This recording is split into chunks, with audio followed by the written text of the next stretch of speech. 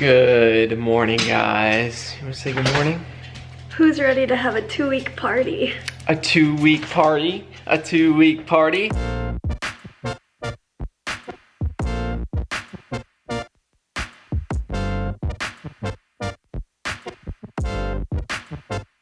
A 2-week party? You know why? I am fully ripened. That's what I've been calling it. I had my second COVID vaccine 2 weeks ago. Tomorrow.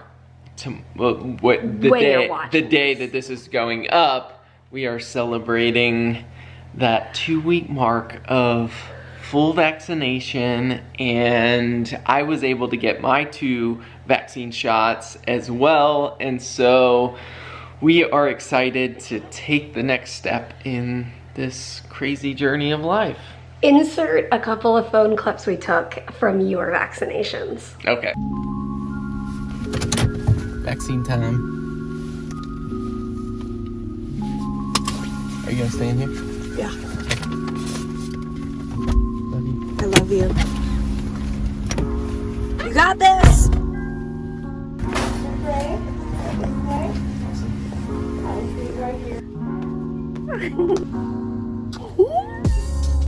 My second dose, we don't have footage of this, but I had a little bit of a rough time. I took pictures. I just had fever, body ache, chills for like 24 hours. It started like 12 hours after the vaccine. Yep.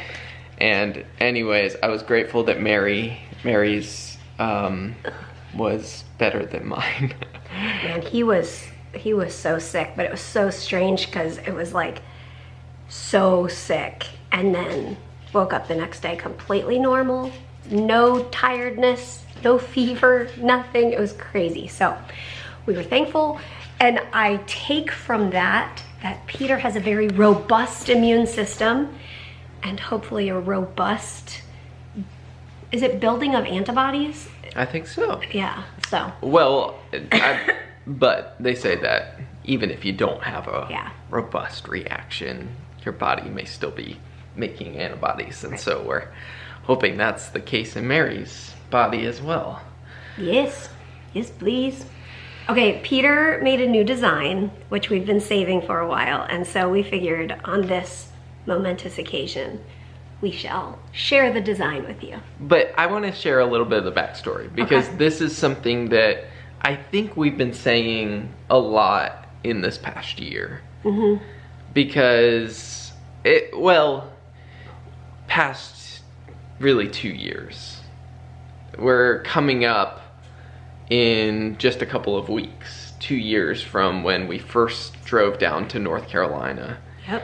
And at that point, there were just so many unknowns in our lives and with Mary's health, and specifically we were just trying to figure out, okay, it's looking like the trajectory of Mary's health is we're gonna be at our last resort options, which is liver and lung transplant.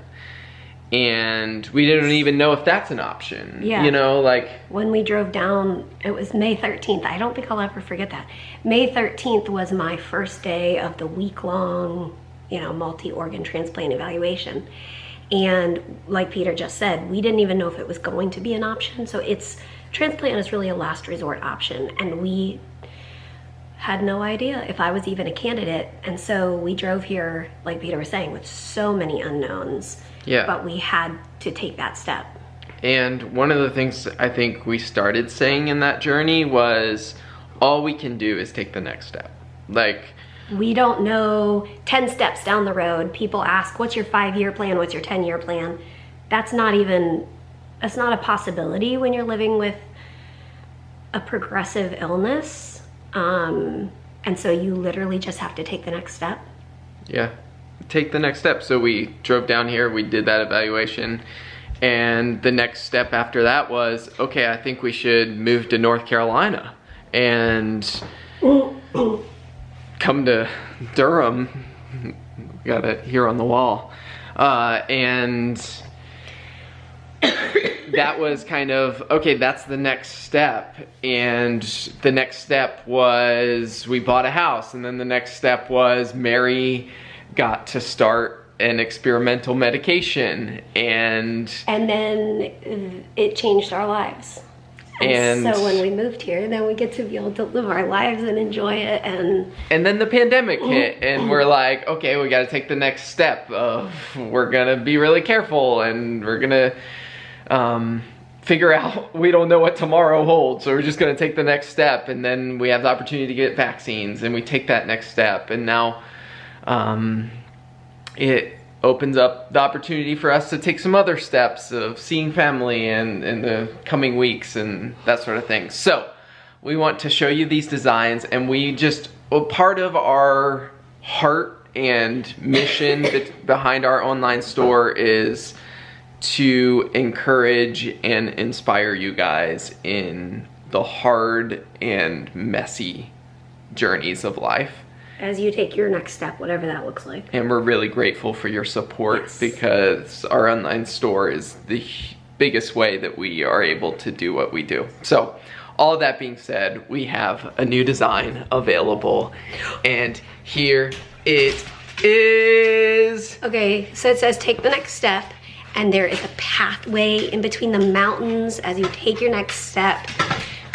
We just feel like it embodies that what we just described of our journey of, there's so many unknowns in this path ahead, but we just take the next step. And we have sweatshirts and hoodies and t-shirts and tank tops, and we hope that, hey, maybe you'll check out our store, and 10% of our proceeds go to the Cystic Fibrosis Foundation to fund research and hopefully more drugs like the one Mary is on. Yeah. To change people's lives. And so, it's so interesting to think, like, if Trikafta had not worked for me, we would have continued to take the next step. And most likely at this point I would have already needed and possibly had a transplant. And it's pretty, like, sobering to think about that. To think about the challenges that would have been, the challenges that are probably still ahead of us at some point in the future.